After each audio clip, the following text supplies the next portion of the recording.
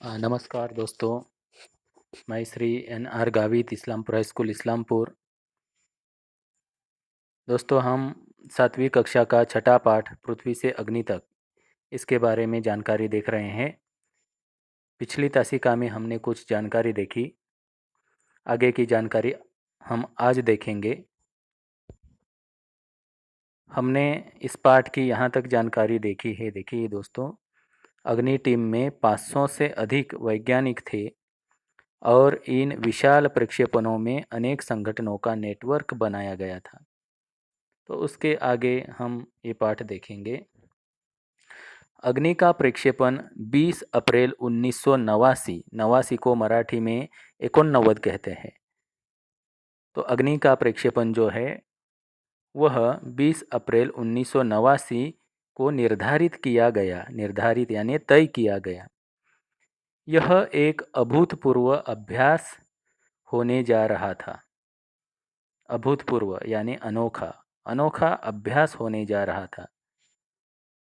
अंतरिक्ष प्रक्षेपण यान के विपरीत, विपरीत का मतलब है उल्टा।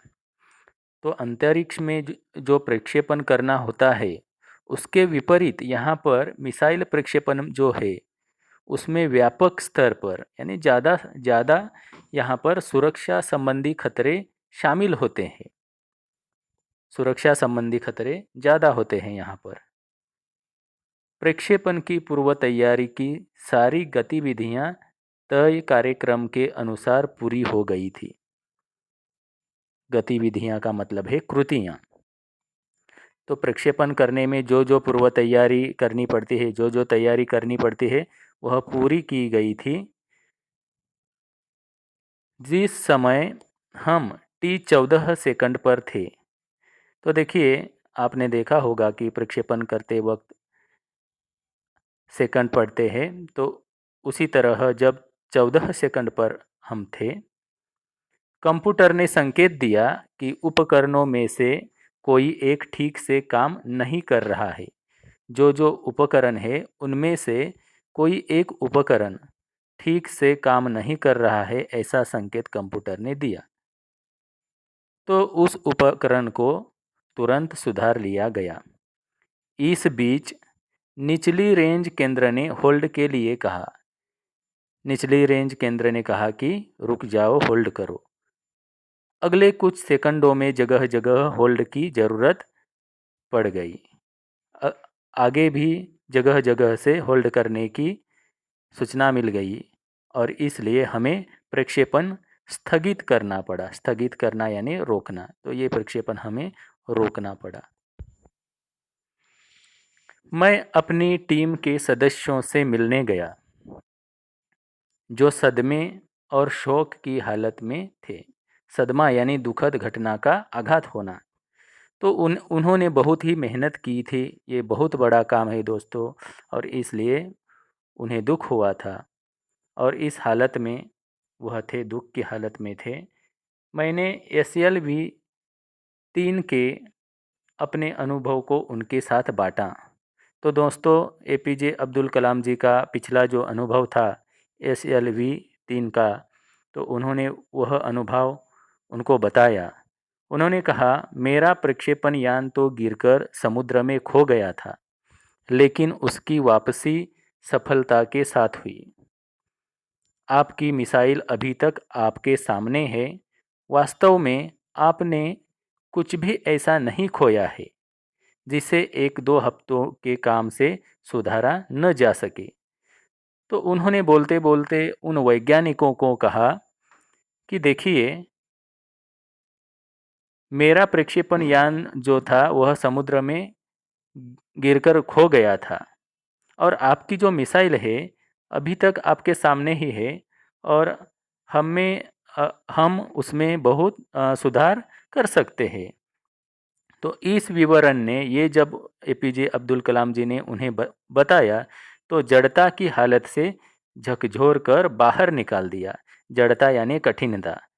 तो उन्हें ऐसा लग रहा था कि हम ये करते हैं या नहीं, लेकिन APJ अब्दुल कलाम जी ने उन्हें बताया वह अनुभव, तो वह कठिनता की हालत से झकझोर बाहर निकल आए।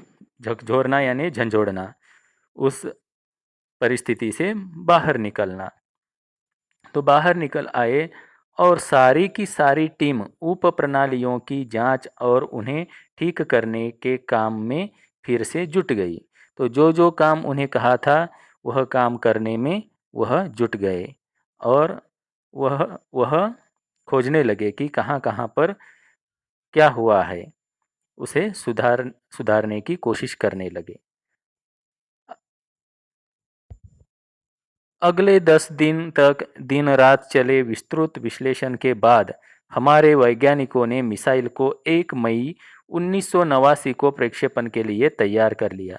तो देखो दोस्तों, उन्होंने जब एपीजे अब्दुल कलाम जी ने उन्हें बताया तो वह कठिनता की हालत से बाहर आ गए, उस आघात से बाहर आ गए और उन्होंने 10 दिन रात दिन उन्होंने काम किया और उस मिसाइल को 1 मई 1989 को प्रक्षेपण के लिए तैयार कर दिया। लेकिन स्वचालित कंप्यूटर जांच अवधि के दौरान कंप्यूटर पर जांच करने लगे उस उपकरण की, तब T10 सेकंड पर एक होल्ड का संकेत दिखाई पड़ा, रुकने का संकेत दिखाई पड़ा T10 सेकंड पर। प्रक्षेपण फिर एक बार स्थगित करना पड़ा, प्रक्षेपण को फिर से रोकना पड़ा। रॉकेट विज्ञान के क्षेत्र में इस तरह की चीज़ें बहुत आम है और अक्सर अन्य देशों में भी होती रहती है। दोस्तों, ये हमारे ही देशों में होती है बातें, ऐसा नहीं है, अन्य देशों में भी ऐसा ही होता है। बहुत परिश्रम करने पड़ते हैं और रॉकेट विज्ञान में इस तरह की चीज़ें बहुत आम बात है। तो ऐसी बातें होती ही रहती है। एपीजे अब्दुल कलाम जी आगे कहते हैं, मैंने डीआरडीएल यानी रक्षा अनुसंधान एवं विकास संगठन, defence research and development organisation और परिवार के 2000 से भी अधिक सदस्यों को संबोधित किया। उन सभी वैज्ञानिकों को एपीजे अब्दुल कलाम जी ने संबोधित किया। बहुत मुश्किल से ही कभी किसी प्रयोगशाला या R&D संस्थान को देश में पहली बार अग्नि जैसी प्रणाली विकसित करने का अवसर मिलता है। ऐसा अवसर बहुत कम बार मिलता है और ये जो अवसर है, ये जो मौका है, अवसर का मतलब है मौका, यह महान मौका हमें दिया गया है और स्वाभाविक रूप से ये बहुत बड़ा अवसर है और स्वाभाविक रूप से ये बड़े अवसर अपने साथ बराबर की चुनौतियां लेकर आते हैं। तो एपीजे अब्दुल कलाम जी कहते हैं कि ये बड़ा अवसर है और ये बड़े अवसर बड़ी चुनौतियां भी लाते हैं। तो इस तरह हमें हिम्मत नहीं हारनी चाहिए, समस्याओं को हमें हराने का मौका नहीं देना चाहिए। समस्या को हमें हराना है, हमें नहीं हारना है। तो इस तरह वह कहते हैं कि समस्याओं को हमें हराने का मौका नहीं देना चाहिए। देश को हमसे सफलता से कम कुछ भी पाने का अधिकार नहीं है। देश हमसे सिर्फ सफलता की आशा करता है। आइए सफलता को लक्ष्य बनाएं।